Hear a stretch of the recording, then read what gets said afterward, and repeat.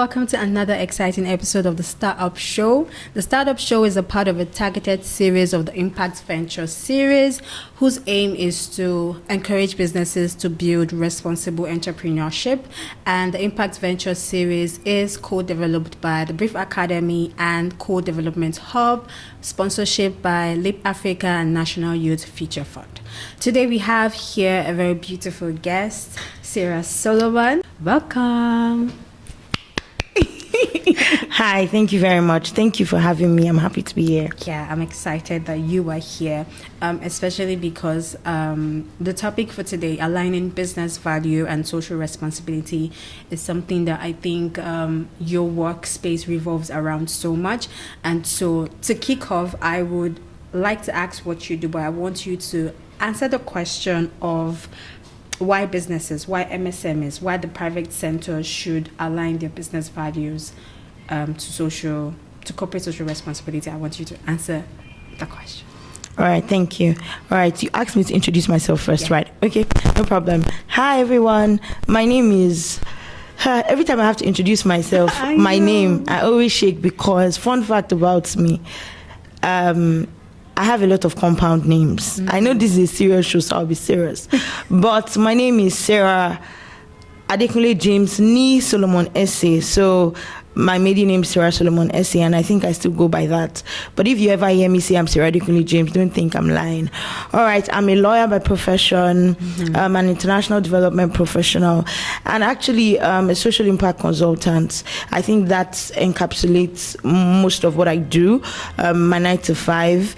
I'm also, in addition to what she said, the managing director at Nolton, Africa, a social impact consulting firm where we help change makers deliver their mission well. We provide consulting services for them. So back to the first question, why I think businesses should embed their core values into social responsibility. Yeah. First, I think this is actually a very important question because in a volatile environment like Nigeria, people would naturally think CSR should take the backstage, right? But I think the opposite, because first, logically speaking, 40% of our population, and I think I'm being very moderate, 40 to 50% of our population live below the poverty line. And in a sane world, the government wouldn't even be able to solve all of that alone without partnerships. That's one. Number two, NGOs would also not be able to solve it alone. So businesses also have to step up and join the game to solve social problems.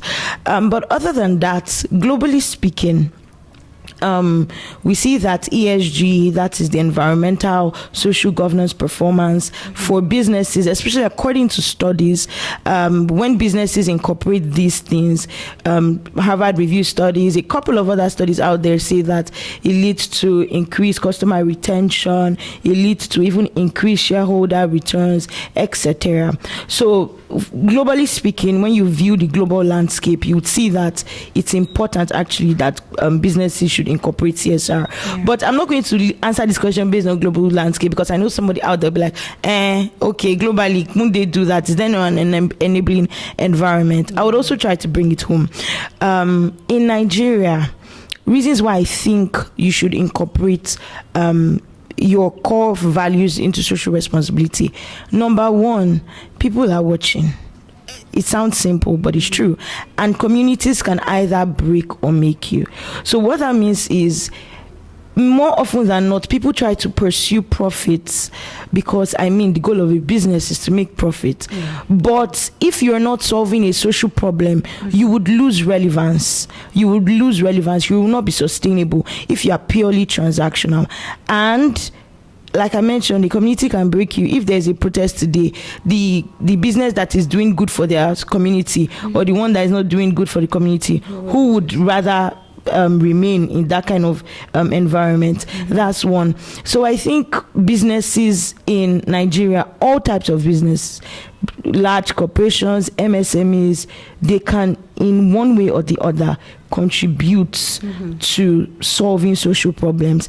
And final point on this, businesses that solve social problems are actually more sustainable, right? You are actually solving a relevant problem in the society as opposed to just trying to look for money.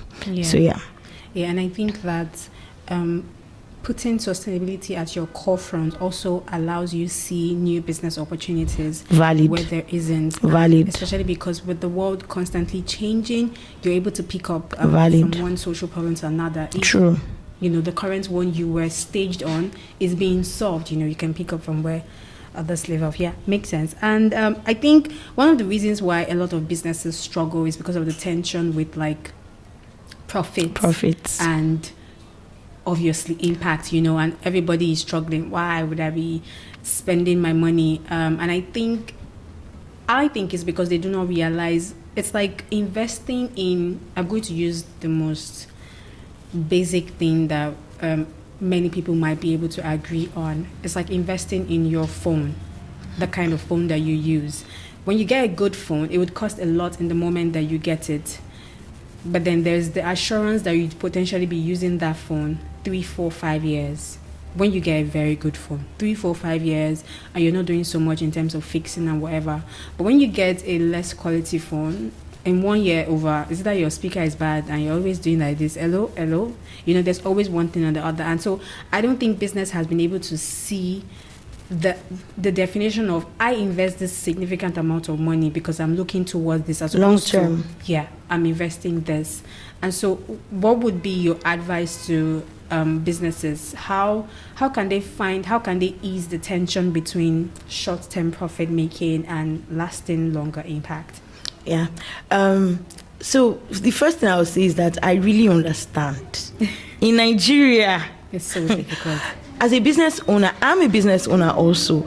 So I understand the staying up at night, trying to see how your business model brings in revenue. Yeah. I get you. I really get you. But I would say that the goal should not be to sacrifice your profits for social impact. Okay. That's not the goal. The goal is how can it be integrated, right? For me, I would say, especially when you're a small business, an MSME, how can I integrate my core operations to ensure that I'm also solving a social problem, right? If you say you don't want to make profit, I mean, we need your business to make profit because we need your money. We need you to grow. We need your money. But we also need you to step up in society. So that's very important. And what will I say? How will I advise you? Number one, I would say you should utilize a shared model. What does that mean? Exactly what I said. What can I do? That's like, how is it affecting my core operations and still making impact? Let me give you an instance. If let's say I run a let's say I'm in trade also, so I work with a lot of people producing food stuff, and also if my examples revolve around that, apologies, 95. Let's say I'm like a brand working with producing cassava flour, something, plantain flour. So I source my product from local farmers. That's my core business operation. What can I do?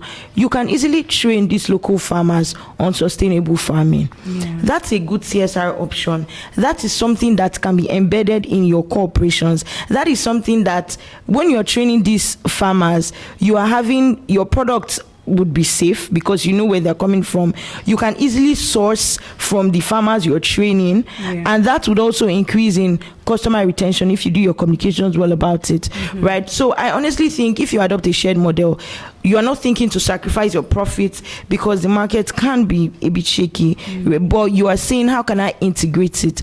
To me, one of the major things is for businesses to know, like you said, that CSR is important. It is important. Whatever stage you're at, it's important at every stage that you're ensuring that you're solving a social problem. Yeah. You spoke about trade, and I also remembered one of the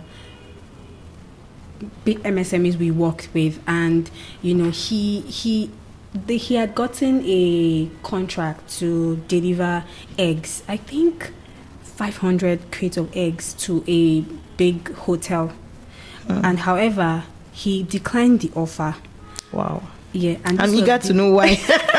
And this was because it would mean his immediate community member was going to suffer. Oh, I see. And so because they've been very involved in him being where he is, when I say immediate community member, I'm not just even talking about his neighbor who buys 2 pieces from him. I'm talking about potentially businesses who, just as you said, have had some sort of partnership with him and decided, you know what, I would train you how to produce more and stuff. And it would mean he would stop delivering to those people who had contributed to his business from the get-go. And he had said that he was going to decline the offer because it would mean that hotels are very... this is a new partnership, and what's to say in the next 1-2 years that hotel ceases to exist? It means that he has lost his immediate community, he has lost this contract, and he has to start again from where he stopped. So the point I was trying to make is that also businesses need to realize that when you invest in your community, it means that they will constantly remember you. Yeah, just as they you said, will. Yeah, so they won't forget that, whenever something is happening with you, you'd realize that your people are there. And this person is choosing not to give 500 grades. That's a lot. On an aside, right? I don't know. As you were saying it, I'm just thinking almost everyone that I know that deals in this business, they always have a problem of more demand than they can produce. Yeah. For this egg business, I'm just saying. And I wonder why. I wonder why. Maybe I should look into it. And eggs are very costly. Exactly.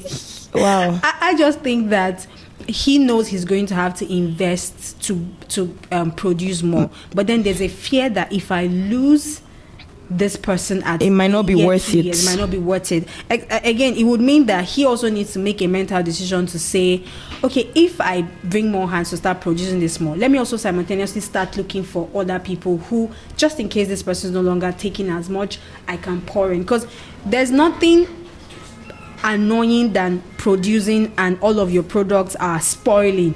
That's making you create losses. Yeah. You have to pay the person that helped you to produce that egg. And you were doing well before. Thank you. And so I understand why he was, shaky about that decision. But yeah, the point I was trying to make was that your community will always step up. Yeah. And I was going to ask you to give an instance, but you already answered that for me. And so, and you even answered the question of cost-effective approach to CSR. You don't have to technically be spending a lot of money to doing that. You also touched on skill-based and voluntary approach, because that's literally you volunteering to train these people, and you're not getting your immediate money's worth. And so I think I would just say, how do you think that businesses can build trust?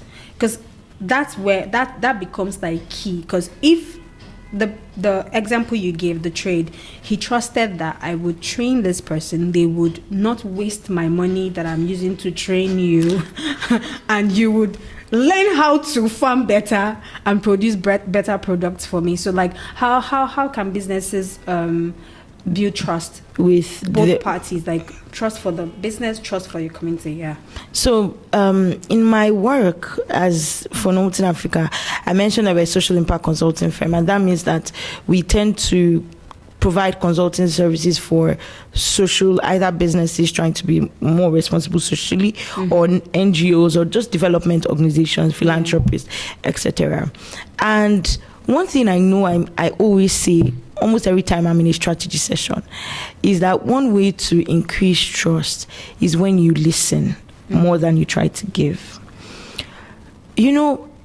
There's this, I wouldn't say an African mentality, it's just a thing in life, a life thing, that once I feel like I'm helping you, I'm not trying to, I just want to help. And more often than not, you see that people don't listen back to know, okay, how can I really help these people? So many times when we see wastage of resources, right, more often than not, I wouldn't say all the time, because I know there are always exceptions to rules, but more often than not, did you listen to the community? Did you listen to the beneficiaries? That's a first easy thing to do when you listen to people. If you listen to them, you understand their pain points better. When you listen to them, you understand how their mindsets work. Because truth is, as a business, many communities, they understand if you go carry food to a community, they understand all the technicalities that involve, okay, you need us to to smile and take video and say, oh, we were poor, now you helped us. They can play it already. Just do it for you. They will do it for you because they understand that. But it's still important to listen. Yeah. I'm just going to give a practical scenario. There was a time, this is not a business, but we were going into a community to implement a project. It was under WASH and it's somewhere in Benue State, but then we're meeting with the community leaders, and then they talked about how someone that an organization came to give mosquito nets to prevent malaria. Okay. However, they all turned the mosquito net to football nets. And I was wondering why. He was like, because here we believe that if you sleep under a net, it means you are dead. It's for dead people. And so that project, it will not have the impact that you want it to have, because if you're doing good, whether as a business or whatever, you want to see it manifest in some way. Exactly. If I'm training farmers on safe practices, please implement my training. Yes, it will make sense, right? Yeah. But if you don't listen to them, why are they not even doing it in the first place? It will help you refine your approach to know what to do better. I think listening is key. Now, for communities, I don't know if I can talk to communities here, because I think both parties differ in their approach to solving problems and approaching things generally, basically. So I would say the first thing that can help you increase trust, when you listen to them as a business owner, you will know what to do better. You will know the approach to take with respect to how you design your model, how you integrate solving a social problem with making profits for your business. Yeah. And so do you think that the non-profit space and the government in general play a role in scaling impact? Do you even think that synergy exists? And do you think businesses should sort of like find ways to partner with them? You know, there's a popular saying that says, I hope I remember it now, but there's a popular saying that says, if you want to go fast, go alone. Yeah. If you want to go far, go with people. Yeah. What that means is, number one, generally partnerships always scale impact. Partnerships always scale impact. But particularly in this scenario, partnering with NGOs, government, it helps your cause, because, and it's also a way to have or to implement low impact, high visibility CSR. What I mean by that is, NGOs already work with these communities, right? If you want to talk about education, health, whatever niche you might be, even fintech, there are NGOs that train people in tech, even banking, there are NGOs bringing financial inclusion. No, so there are already, but how can you work with them? Practical example, if you say, oh, you are training this, my organization can provide trainers for you. So the money you think of, who can I bring as a trainer, the NGOs remove that. That can be, and you're already partnering with them, that can be a very solid CSR initiative. So yes, I definitely believe that partnering with NGOs and government agencies, for government agencies, for NGOs, let me say something about partnerships, especially for businesses.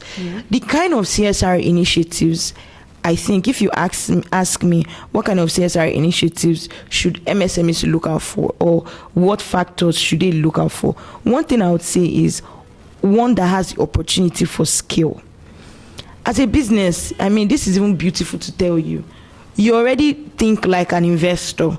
Businesses already have the mind that if I'm putting this thing, what will it bring for me, right? So I would not even encourage to just give handouts, even though I'm not saying emergency reliefs are very important. I cannot undermine that. But I would say your whole CSR strategy as a company shouldn't just be handouts. So what opportunities can I have for scale?